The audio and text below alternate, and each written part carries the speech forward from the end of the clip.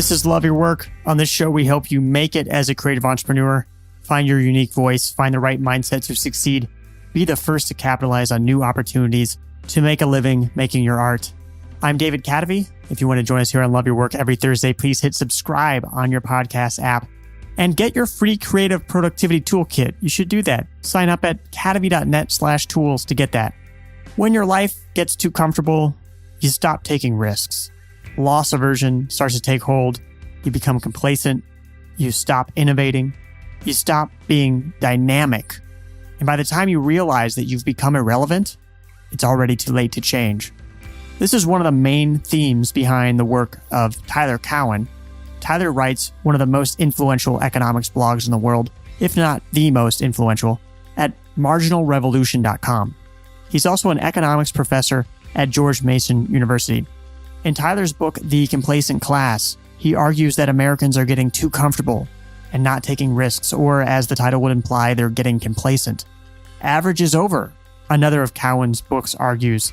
The complacency of Americans is leading to the Great Stagnation, which is another of Tyler's books. Instead of being stagnant, he says we should be dynamic, keep learning, take risks, step out of your comfort zone.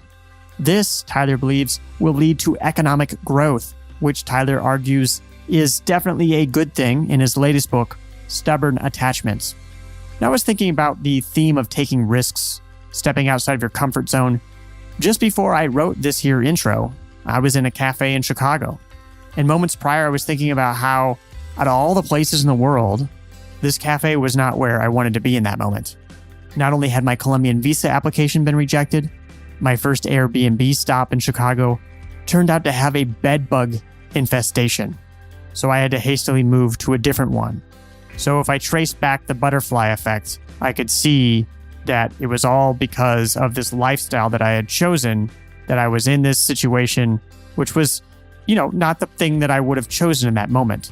And right now, as I record this, I'm sitting in my parents' house. I'm almost 40 years old. For the next month, I'm living with my parents. Not the number one place I'd choose to be, but I'm having a fine time anyway. But I then realized that while my life is riddled with problems in recent months, and if you're interested in details, listen to my recent notes right here on the podcast, especially an update on my Colombian visa. While my life had these problems lead to growth. They're problems that lead to a lifestyle that I have built and that I continue to build. And I could avoid a lot of these problems just simply by living a more comfortable and stable lifestyle, staying in one place. But that wouldn't help me grow in the ways I want to grow. It would cause me to stagnate. And critically important, I've designed my life and my work to withstand volatility. And that can be financial volatility, emotional volatility, even political volatility. And having parents willing to take you in for a month is a part of that system. So thank you, Mom and Dad. But not only can I withstand that volatility based on the way I've set up my life and work, I can actually grow from that volatility. So I've built this outlook with the support of Tyler's thinking, and I find him to have a really holistic view of the economics that rule our world, with an uncommon emphasis on art and culture and creativity. And so this is perfect timing to have Tyler on the show. In this conversation, we're going to explore, why should you move? Tyler says that even if you're merely considering a change, that probably means that you should make that change. He explains the data. He tells you why. And is there a next Austin just waiting to explode in growth, some mid-sized town that's just going to be on the up and up soon? Find out where that next Austin might be so you can get there first. Take advantage of the opportunity. And one way we get complacent is by trusting algorithms to make all of our decisions for us. That could be on Netflix or on Facebook or on Amazon. We're trusting the algorithms to choose what we watch or what we read, what we buy. So how can you be anti-algorithm? How can being anti-algorithm actually help you be more dynamic? Those are the things we're going to talk about today. First of all, I want to thank our newest Patreon supporters. We had a lot come in. Steven Serio, Ty Wood, Andy Schuster, Paula Spriggs, Melanie Berlin. Thank you so much for your support, for joining Patreon. We just broke the $300 a month barrier, which is really fantastic. Support has nearly doubled in the past 6 months. It's tripled in the past year. It's also grown infinity% since this podcast began 3 years ago. So I'd say that's progress. A recent supporter, Tabitha, explained to me why she chose to start supporting Love Your Work. She said, "I've recently decided to stop trying to fit into Western society's view of what a career is and what I feel the people around me expect of me, and focus on my passion of writing and encouraging people to become self-aware." She goes on to say, "Thank you for your message and being an inspiration to me. I listen nearly every day." So thank you, Tabitha. My heart skipped a beat on that line about not fitting into what people expect of you. If you listening, if you resonate with that, with what Tabitha has to say, please become a part of our Patreon supporter family. Go to patreon.com/Kadavy. That is patreon.com/KA D as in David, A, V as in Victor, Y. Thank you so much for that. And the world of podcasting keeps growing. Love Your Work seems to be a part of it every single step of the way. Pandora, the music streaming service Pandora, they have launched a podcast genome. So they'll be analyzing and categorizing podcasts according to 1,500 different attributes, including a host profile. So what is the host like? So using this data, they'll be able to make recommendations for you of other podcasts that you might like based upon podcasts you already listen to. So as you can imagine, analyzing podcasts according to 1,500 different attributes is a huge task. So Pandora is starting off with just a handful of podcasts. And as you might guess, based on the fact that I'm even telling you this, that Love Your Work is within that handful. Love Your Work is going to be one of the first podcasts in Pandora's podcast genome. We were hand selected from the podcasts that are hosted by Libsyn, which is our hosting platform, and somewhere around 1% of shows made the cut. So that's really amazing. That's a huge honor to have this show hand selected to be included in Pandora's podcast genome. The podcast genome is still in public beta. If you want to sign up for Pandora's podcast genome public beta, I've got a link for you. I made it easy. Just go to kadavy.net/Pandora. It'll take you right there and you can sign up to get in on that public beta. That's kadavy.net/Pandora. Okay, here is Tyler Cowen.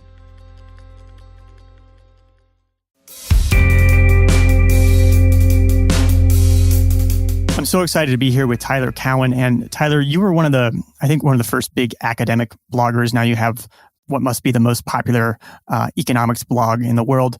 You started in 2003, correct, which is very early for an academic blogger, I think. What were you thinking at the time? First, I was blogging on Volokh Conspiracy, which was mostly a legal blog. And then it seemed to me there was room for an economics blog. And I said to my colleague, Alex Tabarrok, hey, let's just do this. We can do it. And before we knew it, we were doing it every day. We didn't have a sense of where it would lead. We would have been thrilled had we gotten, 5,000 readers. And we have many times that number. And we've been doing it now 15 years. And was there much skepticism from your colleagues? Well, there still is somewhat, but, I think I have one of the very best audiences in the world, most of all in terms of quality, and it's led to a lot of other opportunities, and more economists read me than almost any other economist. So at some point, I think you have to say it's been working. I ended up writing 10 years at the New York Times. Now I'm one of the main economics columnists at Bloomberg. So it's, the single best thing that ever happened to my career. And they discovered your work through your blog. And many more people read my academic articles and books. And were you second guessing yourself at all when you started that blog? No, I think in a way I'm too oblivious to do too much second guessing. And maybe that's one of my virtues. I just charge straight ahead with things and keep on going. And if I'm happy doing it, that's enough. If you had second guessed yourself or other academics, what sort of second guessing do you think prevented them from doing the same thing? Well, it's not peer-reviewed. The level of formal respect it receives is still highly unclear, but was much more unclear then. And, even after 2 years of doing it, blogging as a thing hadn't taken off, I was very happy doing it. But people were like, Tyler, why are you doing this?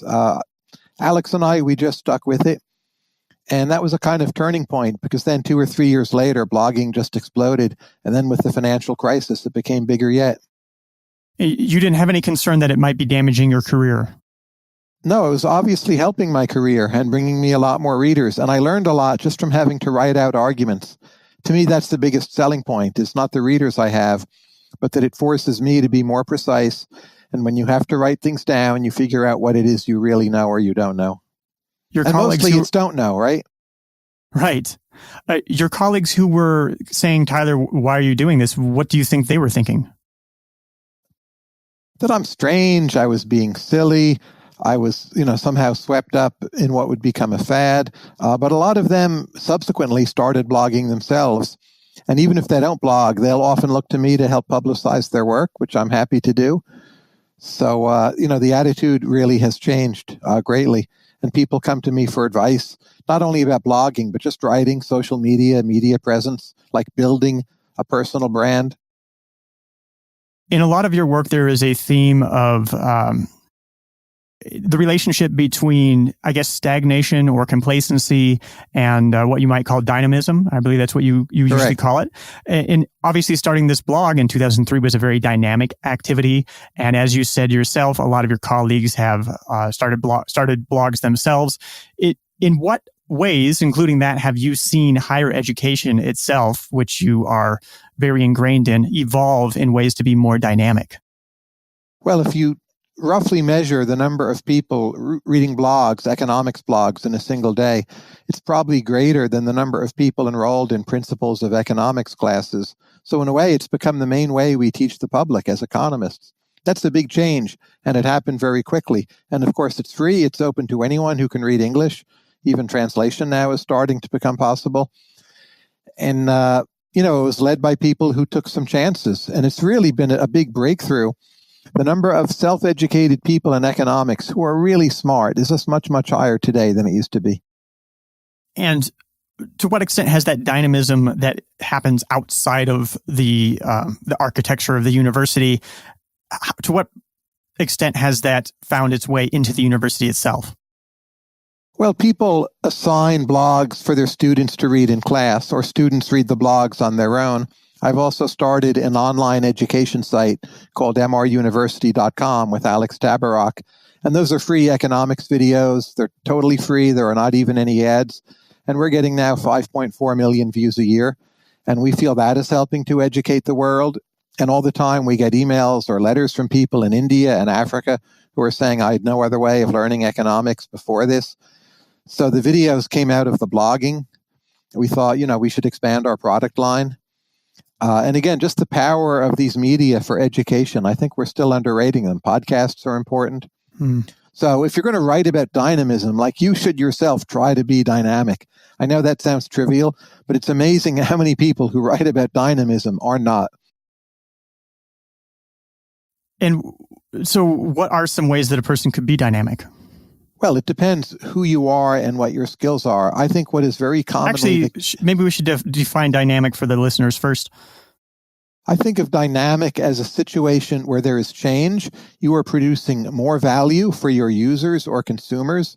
In some, but not all cases, you're also earning higher income. And you're changing how other people do their business or teach their material or communicate their ideas. That's dynamic. A lot of academia is pretty static. Same lecture notes every year, same classes, same topics. So academia has both. The dynamic is starting to become stronger than the static, but it's still not quite there yet. And before we go too far down that, can we talk about why do you think that people avoid being dynamic? Well, it involves risk. You have to put yourself out there. I don't even think monetary risk is the main problem. It's that people are afraid to fail. People don't always like feedback. If you fail, or in fact, even if you succeed, the world tells you everything that's wrong with you all the time. Like I'll get emails or blog comments, people telling me how wrong I am, how bad I am, all of my different failings. Some of it's true. And for some people, that's tough to deal with. It's important to develop a thick skin, especially in an age of social media, and, accept your own failures and limitations. Look yourself in the eye, figure out what you're good at, not good at, and deal with it. Are you familiar with Nassim Taleb's concept of anti-fragility? Oh, absolutely. And I did a podcast with Nassim not that long ago in the series Conversations with Tyler. He and I hit it off great. He's a very important thinker. He's also used social media to his advantage, mostly Twitter. What do you think the relationship is between anti-fragility and dynamism? I think dynamic sectors or industries or companies, they're less fragile because they develop the ability to adapt and to change. So things never go according to your plan. And if all you have on your side is stasis, someone else will be dynamic and beat you. So, in my latest book, Stubborn Attachments, which is just out, that's all about the virtues of economic growth and dynamism for society as a whole. But it's true also for individuals and companies. And so is it that one reason that people avoid being dynamic is that they are exposed to failure, they are exposed to criticism, and that creates a sense of loss aversion that makes them think that they're actually harming themselves, when in fact it's an instance of anti-fragility where those exposures to these stressors are actually improving their work and what it contributes to the world? Exactly. And we were going to be talking about what a person can do to be more dynamic. What would you recommend to somebody to be more dynamic? Develop a thicker skin if you don't have one already. Again, it depends what you do, but at least consider the notion of writing every day, even if it's only for yourself. Sit down and honestly ask yourself if you understand your strengths and weaknesses very well. If you're ever at the margin where you're genuinely not sure, should I try some change? On average, there have been studies that people who attempt the change do better than people who do not attempt the change. So at least consider, if you're unsure, maybe that's a sign you should do the change. You mentioned that writing every day was one of the things that has helped you be dynamic. What were the biggest surprises that you've run across in making that this daily habit? That I understand hardly anything. When you try to teach things, that's the real moment of truth, because you think you understand many things and you write out arguments on different sides and all of a sudden you're more agnostic. And that's hard to come to terms with. It's a blow to your ego every day. Well, this is something I've been thinking about lately, and I haven't been able to form a solid opinion about it, and you'll understand why in a second. Was that there could be some virtue in having no opinion about things? Is that something that resonates with you? Yes, I wouldn't quite say no opinion. I would just say a very loosely held opinion. So like most of your opinions, they should not be like 99% I'm right, 1% I'm wrong. It should be like 53% I'm right, 47% I'm wrong. You'll also be more tolerant to other people. You'll be more cooperative. They'll be more willing to cooperate with you. So just, a modesty, not like literally no opinion. Like you're going to think one thing rather than the other. But maybe you should just think it by a pretty slight margin. And that's maybe the biggest thing I learned from blogging every day for 15 years. Why do you think it's so valuable to have such a loosely held opinion? Most people disagree with you. So the correct answer is actually not known with certainty. So you're closer to actual truth. So when you make plans, like your predictions will be better. And again, you can work with people from many different points of view because they will see, even if you don't agree with them, you see, merit in what they think. And I guess for myself, it might be that if I withhold having an opinion on something, then I find myself to be far less resistant to the idea of changing my 53% opinion on it. Is that something that resonates with you? Absolutely. So, today it's 53%, maybe tomorrow it's 52, it jumps up to 56, but just realize it should be changing all the time, each time you think about it. And people will view you differently.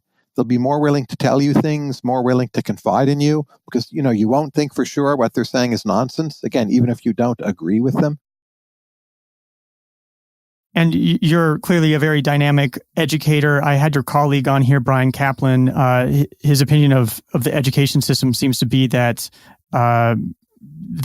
it's a waste of time and money in a lot of ways. Are there what do you think of his work and his theories? And in what ways do you feel that higher education might still be lagging behind the world outside of higher education, I guess. I'm more positive than Brian on higher education. And one thing I did once, just as a kind of experiment, I went to some of the most successful people I know in terms of like being corporate leaders or having earned a lot of money. And I just asked them, like, what did you learn in college? And some of these are even people who dropped out. But they said, I didn't always learn everything they tried to teach me, but what I did learn was incredibly important. So I think higher education and teachers, professors, and mentors have transformed many lives. I agree with Brian. It's way too wasteful. A lot of what we teach just isn't important or interesting. It has a lot of problems. I agree with a lot of his criticisms, but I don't think he quite sees the transformational impact of it. And so what do you think is education's edge currently over, say, deciding that you're just going to teach yourself everything? Well, education gives you a peer group. It gives you social connections. There's a regular schedule. You get out of the house, so to speak. I know a few people who can teach themselves more or less everything, but, most of us can't. And if you're learning matrix algebra to sit in a class with a group, I think for more than 90% of people, that's the better way to do it. Mm-hmm. That's a boring subject, by the way, matrix algebra. Or, learning a language, again, much better done in a group setting. Immerse yourself if you can. A lot of instances where like being inspired by a social setting helps you learn. Well, I mean, that brings me to a question that I've heard I've heard you say on your podcast conversations with Tyler. Underrated or overrated travel as a source of education?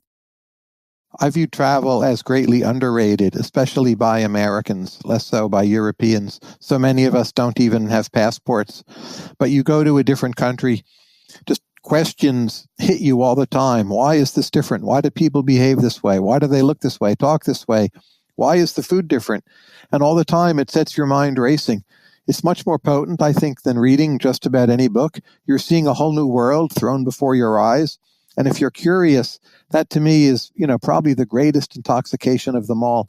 It's just seeing and taking in a new place. Well, when you talk about this idea of a group setting, of being in an environment that inspires curiosity or questioning, then it sounds like travel is one of these things that can do that for somebody, in your opinion. Yes, sometimes it can be travel within this country too. Like to go out to San Francisco and interact with tech people, or go to Southwest Louisiana, interact with like a Cajun community. It doesn't have to be in other countries, but that's the simplest way to get radical, is just to cross a border. Well, you have one of the leading blog on ethnic restaurants in the Washington, D.C. area. Is that a form of travel for you within your own town? Absolutely. So I'm a big advocate of the idea of what I call local travel, that even like in Northern Virginia, we have these small communities. They sort of seem to an outsider not that different, but when you learn them, they're very different from each other. Even like different streets in the same town can be different. And to do like micro travel and try to get out those fine distinctions, in my case, through visiting restaurants, ethnic restaurants, to me, that's fascinating. And I don't have to leave my immediate area either. Do you ever find that after you go on a trip abroad that you come back and that trip experience has somehow enabled you to discover something locally that you wouldn't have discovered without taking that trip? Oh, sure. You just understand your own country much better once you've been to many others. Some of my last few trips were Ethiopia, Azerbaijan, Kiev and Ukraine, southern China. I went to Guangzhou for the second time. All just phenomenal experiences. And mostly new to me. Guangzhou wasn't new, but I had been only 30 years before. It was basically a totally different place. What's the most recent travel experience that changed the way that you saw something? My very last trip, I was in Singapore after Guangzhou, and I think it was my 6th or 7th visit to Singapore. And every time I'm there, I just learn better how smart their bureaucrats are, how good their civil service culture is, how well-functioning their public sector decision-making tends to be. And then you compare that to this country, we're far from the worst, but you see more clearly how many bad decisions we make, say, with infrastructure or just planning. Do you have an example of something that you saw there that stuck out to you? Well, their healthcare system, they spend about 4% of their GDP on healthcare, and we spend about 18% with our system, and their health is better than ours. Now, what does that tell you? That's not an entirely fair comparison because they all live in a city. It's easier to get to the hospital, but still, better levels of health with less than a quarter the spending. It's amazing. And that was something that you saw as a tourist there? Well, tourist is a tricky word. I know people there. I've talked with people in government, so I'm not sure you can see it just by showing up. But if you've been a few times and developed some contacts, you will get an inside glimpse of how things work in Singapore. And it's a small enough country. Like once you know some people, you just keep on getting entry points into more and more other people, and you will learn a lot from them, and also about food. A big theme in your work is that there is a great stagnation happening in the United States. You have a book called The Great Stagnation that is driven by the complacent class. Can you talk about those two ideas and how they work together? Since 1973, productivity growth and innovation in this country have slowed down quite a bit. Everyone loves to cite the tech sector, and that is wonderful and marvelous, but most other sectors have been pretty stagnant. We're flying in planes that were designed, more than 50 years ago. And back then, people would have been shocked if they had learned we'd still be using, 747s. The very fact that we put a man on the moon, basically in 7 years, we couldn't do that today.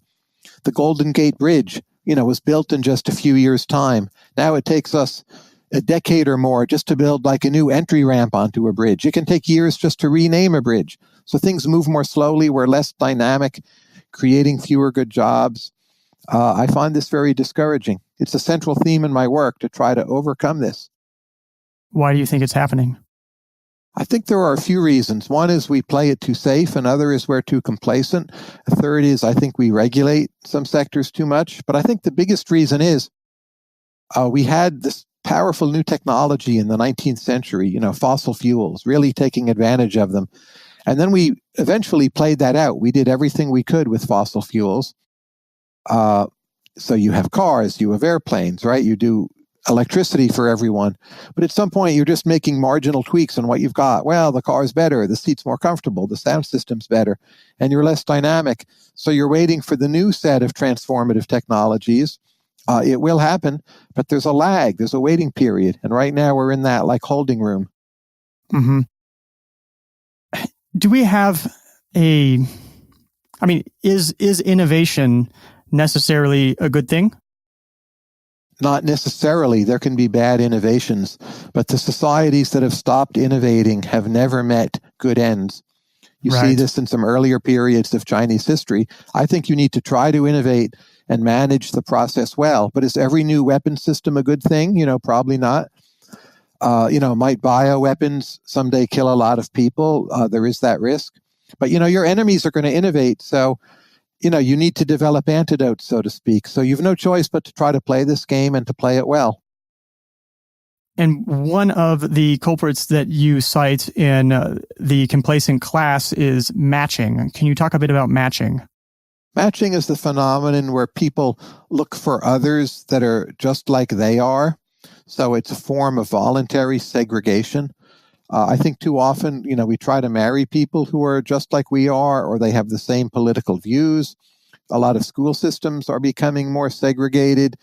It's a way of taking fewer chances. Matching is very comfortable, but I think life having some randomness, some serendipity is actually good for dynamism. And so part of what's causing matching is supposedly better algorithms, or at least our perception of algorithms being better. Is that accurate? Some of it is the computers, but sometimes it's just our choices. So in today's world, that say one law partner would marry another law partner is very common. I mean, that's great for them, but it's exacerbating inequality. It's limiting upward mobility. And you end up with people in these bubbles where, say, like the Hillary Clinton voters didn't know any Donald Trump supporters. A lot of the Donald Trump supporters didn't really know many Hillary Clinton fans. This country was not like that 30 or 40 years ago, and that's the negative side of matching. I just tweeted the other day that I wish that there were anti-algorithm buttons on various services. So, for example, on Twitter, there would be people that you would never think to follow. On Amazon, there would be books that you would never think to read. Netflix might have shows that we don't necessarily think that you're going to like. What do you think of an idea like that? I'm a fan of that. My version of that in life is not to use the internet too much to find new restaurants, but to rely on my own driving around. The like, hey, that place looks good, or walking around, depending on the neighborhood. I live in the suburbs. And I actually find in the long run that outperforms the internet, not on any given instance, but when you do the hard work yourself, you get better at figuring out what works. And so there's a kind of lazy tendency. Oh, let's just Google best restaurant in Fairfax, whatever. But you keep on doing that. You never figure out the system. I remember hearing a story about you driving around to various used bookstores in the northeastern area of the country and buying used books. What was your criteria for deciding what to read? And was that a sort of form of anti-algorithm? That was very anti-algorithm. My friend Dan Klein and I, we'd go to Boston, to Philadelphia, to Baltimore, to Wilmington, and we'd just pick up books in stores, and they'd be pretty cheap usually. Like, does this intrigue me? And if it did, you'd spend the $2 on it. You wouldn't read 17 Amazon reviews, and, I know your book has all 5-star reviews. That's great. But just like you pick it up and you think, gee, maybe I'll take a chance on this.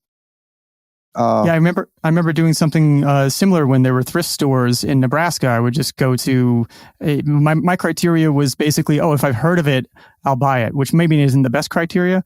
But for myself, who was somebody who was not particularly well read at that time, that was a useful shortcut for getting lots of cheap books and records. And, pawing through library shelves is very useful. Younger generations don't do this nearly as much, and I worry about that too. Well, yeah, and at the library in Omaha, where I was living at the time, they would have used book sales. So they would have surplus books, and they would sell them for 25 cents, 50 cents. That's something I haven't necessarily seen nor looked for in a lot of other places. But that was very anti-algorithm. Was that something that you ever came across? Oh, all the time. Yeah, we would wake up early in the morning, get in line to be the first ones in for the used book sale, get, pick of the best books. This was a regular feature of my life. We're going to take a quick break. This is the time of year when everyone is thinking of thoughtful gifts. Think about giving yourself the gift of an Audible membership. With Audible, you can access an unbeatable selection of audiobooks. They've got bestsellers, motivation, mysteries, thrillers, memoirs, and more. You get 3 titles every month, 1 audiobook, 2 Audible originals that you can't hear anywhere else. Listen on any device, anytime, anywhere. You could be at home, at the gym, on your commute, or just on the go. I really love listening to biographies. Check out Snowball, which is the extensive biography of Warren Buffett, my former neighbor. Right now, for a limited time, you can get 3 months of Audible for just $6.95 a month. That's more than half off the regular price.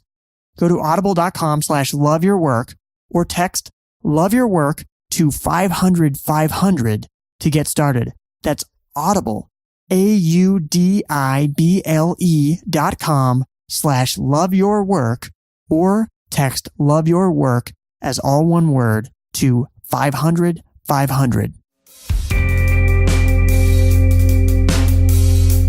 On James Altucher's podcast, which is a fantastic interview that people should listen to of you, you said something that really stuck out to me, which was that leaving the U.S. to become dynamic would be a trend. I'm not quoting here, but would be a trend that would be increasing in the future. Can you expand upon that thought? Well, the United States long-term rate of economic growth is probably at about 2%. In this moment, we're somewhat above that, but most economists think you count on 2%. The world economic rate, on average, is well over 4%. So that means there's more wealth being created in other places, higher rates of change, in some ways more dynamism. Now, there's problems with leaving your home country. Language can be one of them. You give up personal contacts. Your network can be weaker. But there's just more opportunity in many, many other places. And it's not just a few countries, it's most countries. So I think we're already seeing a trend. And indeed, I believe you live this. You live in Colombia, right? That's correct. And you must like it there. and enjoy being there. I enjoy it, but there's also a lot of challenges about it that I enjoy. I enjoy the challenge of learning the new language. You were talking about matching. I'm dating a Colombian, completely different economic and social background. So I could see that would be a beneficial, that would be a virtuous thing or something. In your worldview or theory, perhaps. And for myself, it's one of these things where I did think about places to live, and I don't see a next Austin in the U.S. Yes. Do you understand what I'm saying when I say that? Yes. They're too expensive or too discovered. Well, I don't know of one myself. I would agree with that. Well, and what do you think of Richard Florida's theory that a great creative mecca needs, I believe it was talent, tolerance, and technology? Does that sound like an accurate needs assessment? Talent. It needs talent and technology, but Beijing is trying to prove it doesn't need tolerance. We'll see how that experiment develops. So I agree 2 out of 3, and on the third, I'm uncertain. And that's I favor tolerance, but you see some great cities that don't necessarily have it. Can you expand on that? If you say are gay in China, it can be an issue or a career negative. In a way, it's not in much of the United States. Right. Politically, there's very little tolerance for dissent. Pressures for social conformity in many directions are stronger than in the United States. So there's some tolerance there, but I wouldn't describe it as strong on tolerance. And yet they have a phenomenal startup scene, great visual arts, amazing cuisine. It may be the most important city in the world right now. I don't like that it's not so tolerant. Mm-hmm. But if the recipe's working, maybe Dick is right 2 out of those 3. We'll see. This is one of these things that I was seeing as I was looking for places to live. It was about 3 years ago. I decided I wanted to double down on writing and doing this podcast on kind of living an intellectual life, reading books and exploring the things that I'm curious about. And I just really found that there weren't a lot of options for me in the United States for places that I could live at a relatively low rent that would also have just a culture that I would like. It seems like the big cities like New York and San Francisco are, I like to say, a sucker bet in terms of cost of living. A lot of the smaller and mid-sized places that you can live, there might be like Austin, where it's not necessarily that cheap to live. If you are really looking for a cheap place to live in the United States, my relatively uninformed opinion is that most of those places are politically a bit behind. Yes. And that those are some of the things that might prevent us from having a next Austin in the United States. What do you think about those observations? I don't know where the next growing center is, and the fact that rents are up so much in the Bay Area and in Manhattan is a sign the market agrees with you, that if there were some other place like Chattanooga would become something magical. Well, people wouldn't pay these outrageous prices to live in downtown San Francisco, but they do. So that suggests the next Austin is not really here and maybe also not around the corner. Well, could it be that there's also a bit of, what is the word? Stagnation is the word that comes to mind. That's not the word that I'm looking for. Where people are just maybe slow to react and to catch on to the idea that there are other better options for them. Well, maybe, but if you look at the 19th century when settling the West was, at least for the hardy, a good option, it happened pretty rapidly. So right now, a lot of cities, they don't discourage a lot of building, for instance. Even places like Dallas are becoming a bit expensive. A place like Atlanta takes in a lot of people. To me, I don't mean to offend anyone, but it's a little dull. And the vital areas of the U.S., creatively, culturally, just seem far too expensive. Inertia was the word that I was looking for.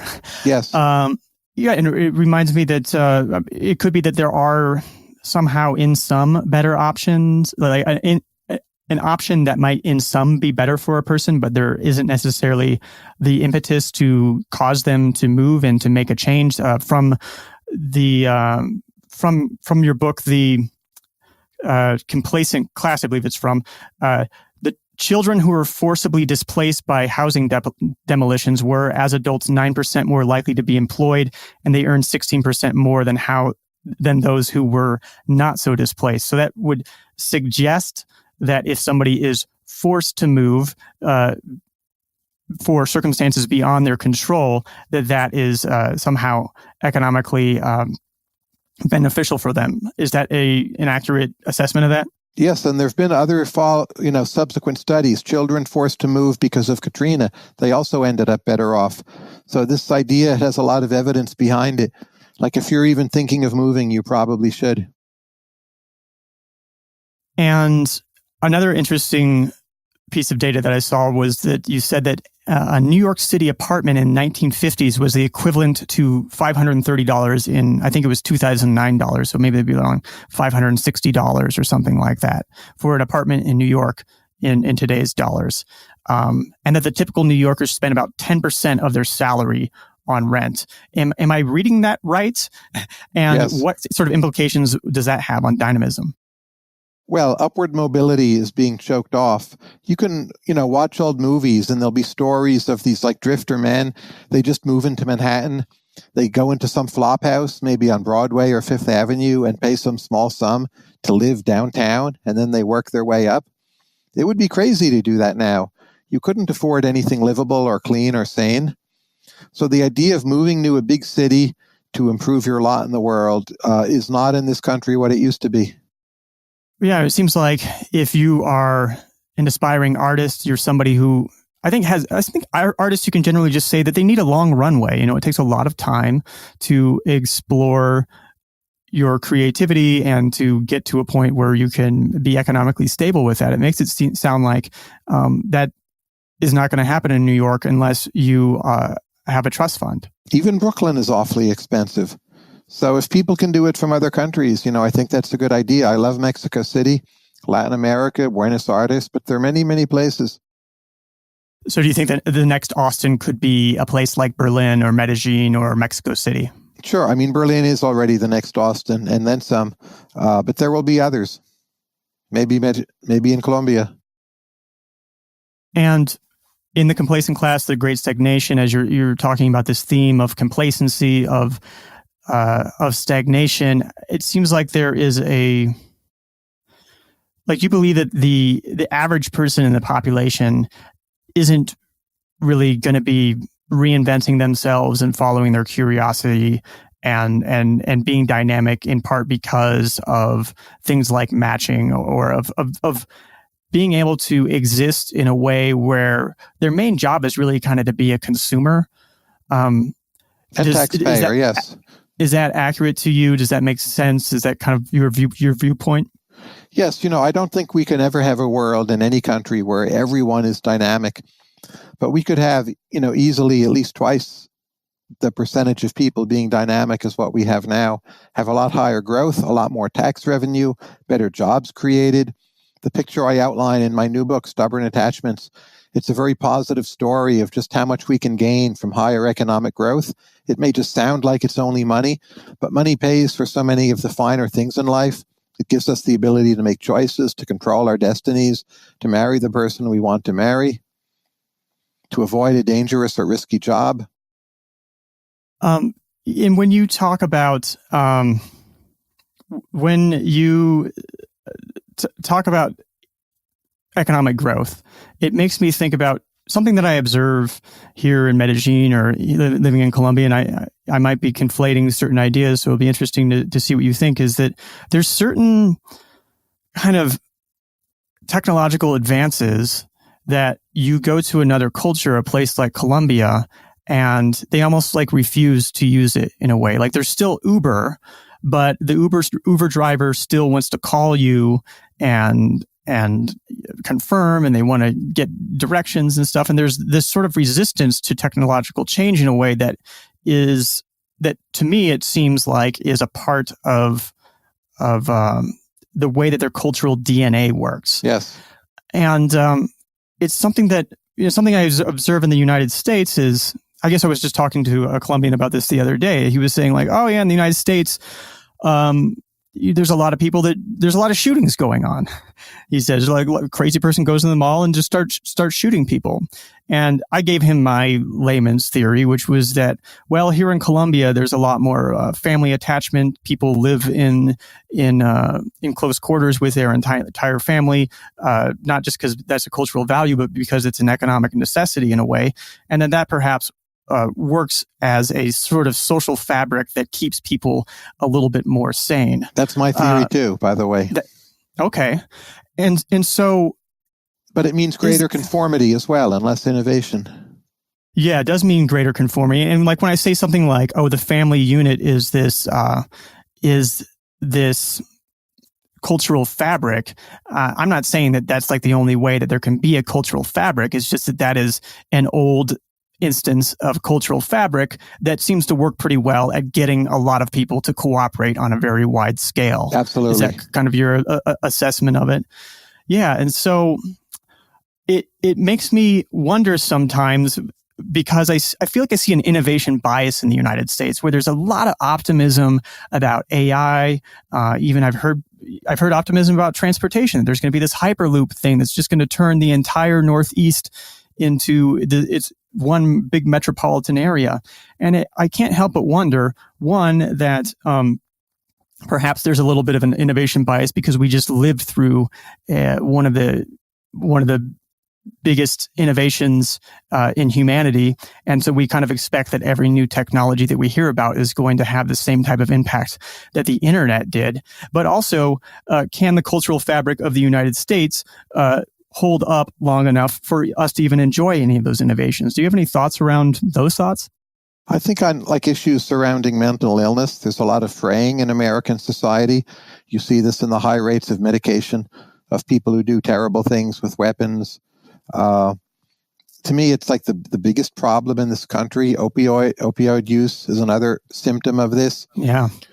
Just people who are sort of some mix of lonely, not happy, and not connected to a social fabric that keeps them steady somehow. And the Latin tradition where face-to-face contact is more important, family is tighter. You're not kicked out of families in the same way, like you're always accepted, even if you don't meet everyone's expectations. It has a lot of minuses, but it's avoided some of the problems of the 50 states. Yeah, and it's really amazing to see when certain technologies come in here and do make life better, but at the same time, there is the sort of sanity and contentment that seems to permeate the world here relative to living in the United States. It also makes me wonder about economic growth. You know, in your book, in your latest book, Stubborn Attachments, you make a lot of arguments for economic growth. And for me, and here's my layman's theory, is that economic growth in many ways is like, sometimes it's like mining iron ore. You know, you have to destroy a mountain, and that mountain in some cases is social attachments, and you have to suddenly it's like, well, you want to get a date, you've got to go pay this dating service, etc. And sometimes it seems as if economic growth or some component of it is really just the deterioration of the social fabric. Does that make any sense to you, and is that something that you agree with? Well, I think it also creates new attachments, though. So if you look at very poor primitive societies, they tend to have very high rates of envy, high rates of family feuds in many instances. So I don't think the data just cut uniformly against economic growth. And furthermore, the ability to pack up and move somewhere else, as you've done to Colombia, is much greater in the wealthier societies.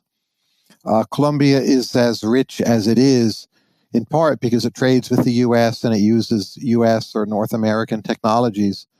So I think when you look at the world as a whole, I have a more positive view of economic growth, though I would recognize it weakens a lot of attachments, and more people need this social fabric than are getting it right now in our country. So how might you balance or reconcile those two forces that seem to be opposing? I think the internet is helping many people, though not all, that it helps them meet the people who are really the ones they get along with or who have their niche interest. And more people are marrying or dating through the internet. And that seems more effective and more efficient to me. Yet it has that matching component to it. It has a matching component. That's true. The matching component being that it worsens inequality by sorting people according to social class or economic status. But I think, marriages are also happier, though. And, especially if you're in some way unusual or you belong to a minority group. Like I've read that about half of all gay marriages, people meet through the internet. And if you think of the fraction of the population being gay is, well under 50%, whatever the number may be, you're more reliant on something like the internet to meet the best partner. So I think there are pluses and minuses. But when you look at like where people migrate to, where they want to live, there are many more people who want to go from Colombia to the U.S. than vice versa, even though, of course, you're one who's gone in the opposite direction. Yes, and I think that if I were Colombian, I would probably want to go to the United States. I have no illusions about that. So in the Complacent Class, the Great Stagnation, you talk about complacency and being a dynamic person like you are, somebody who is an autodidact. You teach yourself things. You're curious. You learn about a lot of different things. Do you think that there's perhaps part of that problem might be that our approach to education has been in teaching things that are already known, in teaching things that, if you learn these skills, you will get this job, when in fact we might be moving to an entirely different modality where a person needs to know how to be curious about something, to follow that curiosity, to learn themselves about it, and that they've perhaps just had it programmed out of them. I agree with all that, but I'm not sure it's our most fundamental problem. I think our most fundamental problem is that our teachers are not good enough, and we don't pay them enough, and more importantly, we don't give them high enough status. So to improve education in the way you mentioned, I'm not sure we can do it with current personnel. Being a teacher should be something quite prestigious and a high-earning occupation that more people aspire to get into and is more selective, and that we're tougher on the bad teachers and we just fire them, and that's part of the high prestige. And I think then in that setting, we could do much more of teaching people to be curious rather than just teaching them rote memorization. But when your teachers themselves are not curious, it's hard for them to teach anyone else that skill. And do you have any theories about why the teachers themselves might not be curious? Well, again, if you look at the mix of pay and status, it's an okay job, but it's not a very good job the way it might be in Finland or Singapore or sometimes in South Korea. So we as a society make a decision how much to value this kind of work. Originally teaching was viewed as a kind of like women's work at lower levels in a very chauvinist way. It was downgraded, and maybe it's never quite risen out of that. And a lot of it is done by the government, which is not always best for creating high-status jobs. And I just think we need a very fundamental reorientation, a decision to make this an absolute priority. And it has to come from parents most of all, but really from all of us. Tyler, it's been so fantastic talking to you. Do you have any final messages for people who are out there who are looking for new ways to be dynamic based upon our conversation today? Well, I'm not sure advice is always well taken. So, I would say rather than giving you advice, I would ask you all for advice. And if you all have any advice for me, please email it to me. My email is online. And I hope you all enjoy my blogging, books, podcasts, and the rest. And thank you for having me on your show. You have a ton of great books. The new one is Stubborn Attachments. I highly recommend people go check that out. Thank you so much for being on the show. Is there anywhere else that you'd like for people to find you? Email does best. I'm on Twitter at Tyler Cowen, and I hope someday to meet up with you in Colombia. I hope that you come here soon. I'll show you around. Great.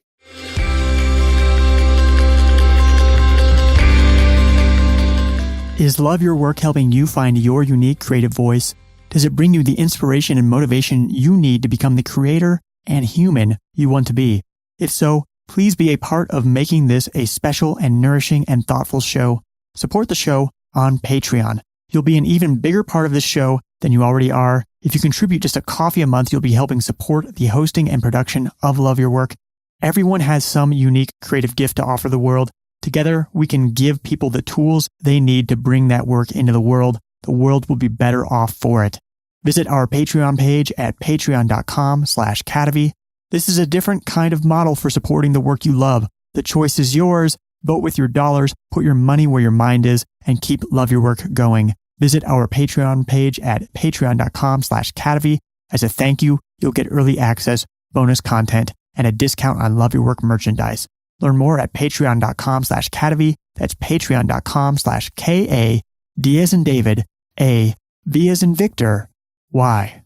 Love Your Work is brought to you in part by our Patreon supporters, such as mini sponsor Roxana Maynard of Agility Alchemist at agilityalchemist.com, and top supporters such as Jeffrey Mason and Vitas Pankavicius. This has been Love Your Work, and I'm David Cadavy. The theme music for this show is At Sea by Dorena from the album About Everything and More by arrangement with Deep Elm Records at deepelm.com. Love Your Work is a production of Cadavy, Inc.